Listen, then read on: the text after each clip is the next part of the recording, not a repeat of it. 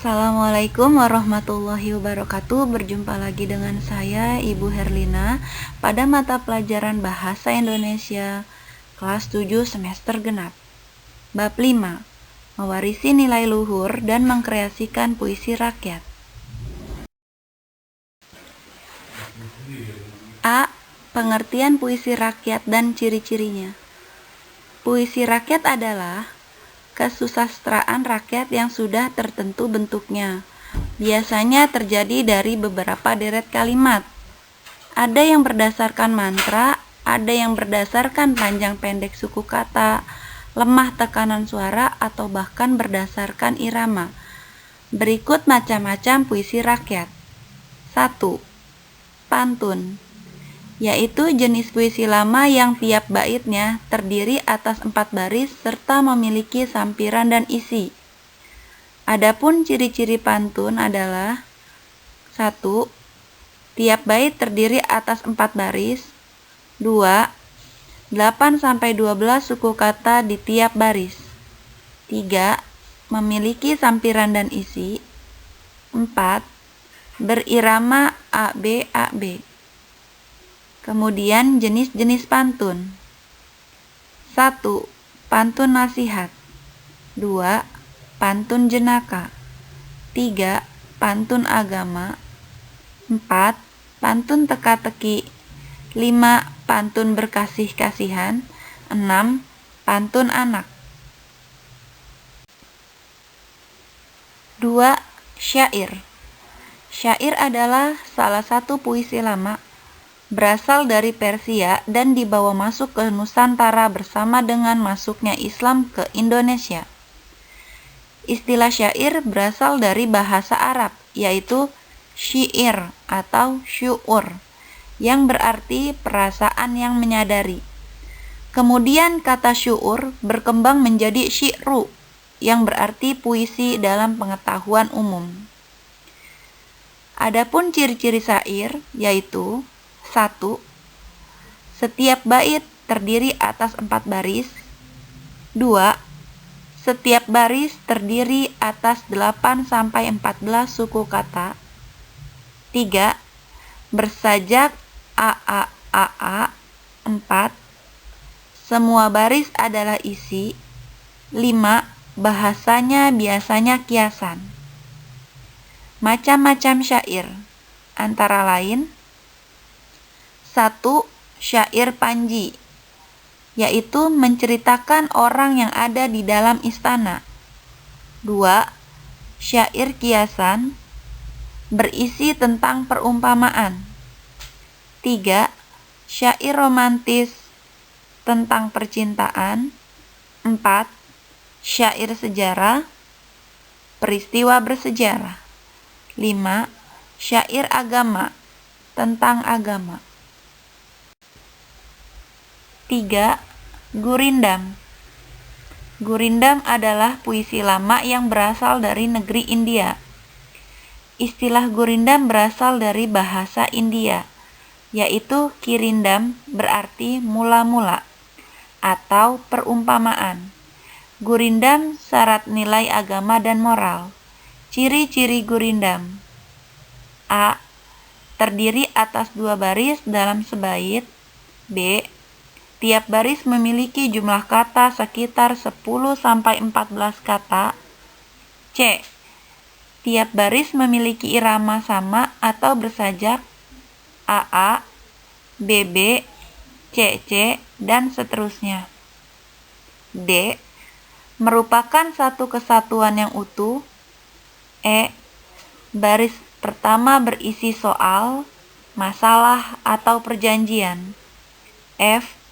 Baris kedua berisi jawaban, akibat atau masalah perjanjian pada baris pertama. G. Isi gurindam biasanya berupa nasihat, filosofi hidup, atau kata-kata mutiara. B. Perbedaan dan persamaan syair, pantun, dan gurindam. Adapun dari tujuan masing-masing adalah tujuan pantun yaitu menyampaikan nasihat, menyatakan rasa sayang, ajaran budi pekerti dan moral untuk kepentingan sosial dan hiburan. Tujuan syair menyampaikan cerita dan pengajaran serta digunakan dalam kegiatan-kegiatan yang berunsur keagamaan. Tujuan dari gurindam untuk menyampaikan nasihat atau kata-kata mutiara. Kemudian, struktur isi. Struktur isi pantun, 1 bait terdiri dari 4 baris. Baris 1 dan 2 adalah sampiran. Baris 3 dan 4 adalah isi. Teks berbentuk berbait-bait. Ada keterkaitan isi baris 1 dan 2. Ada keterkaitan isi baris 3 dan 4. Kemudian struktur isi syair. 1 bait terdiri dari 4 baris. Setiap baris mempunyai makna. 4 baris merupakan satu kesatuan ide. Tidak ada sampiran dan syair perlu dilagukan. Struktur isi gurindam yaitu 1 bait terdiri dari 2 baris. Bait pertama sebab atau persoalan. Bait kedua merupakan akibat. Isi terletak di larik kedua. Kemudian ciri teks pantun bersajak ABAB terdiri dari 8 sampai 12 suku kata. Pilihan katanya padat, singkat, dan jelas. Ciri teks syair bersajak AAAA terdiri dari 8 sampai 12 suku kata. Ciri teks dari gurindam yaitu bersajak AA terdiri dari 8 sampai 10 suku kata. Kemudian, ciri bahasa pantun singkat, padat, dan jelas, menggunakan bahasa campuran. Ciri bahasa syair menggunakan bahasa kiasan dan bahasanya harus sama. C. Menyimpulkan isi puisi yang terdiri dari pantun, syair, dan gurindam. Berikut adalah langkah-langkah menyimpulkan isi pantun, gurindam, dan syair. Yang pertama, langkah-langkah menyimpulkan isi pantun. Antara lain, mencari makna kata sulit pada pantun. 2. Makna isi pantun. 3. Isi nasihat dan ajakan. 4. Perbandingan isi nilai-nilai atau tindakan baik yang terdapat pada pantun nenek moyang dan karya generasi sekarang. Kemudian, langkah-langkah menyimpulkan isi gurindam.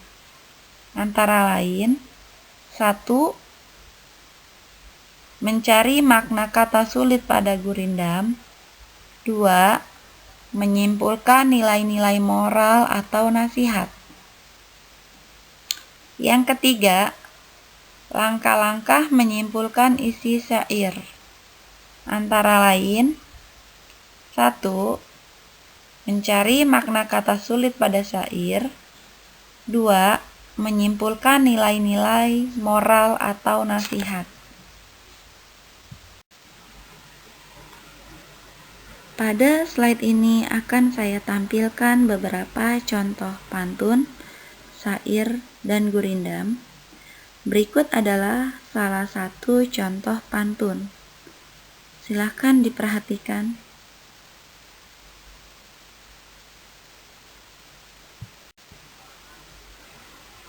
Kemudian contoh syair yang berjudul Hujan Bulan Juni, karya Sapardi Djoko Damono.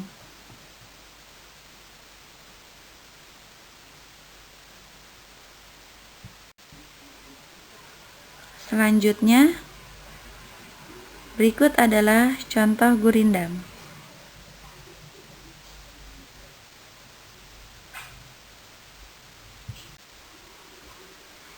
Cukup sekian materi kita pada bab 5 ini. Sekian dan terima kasih.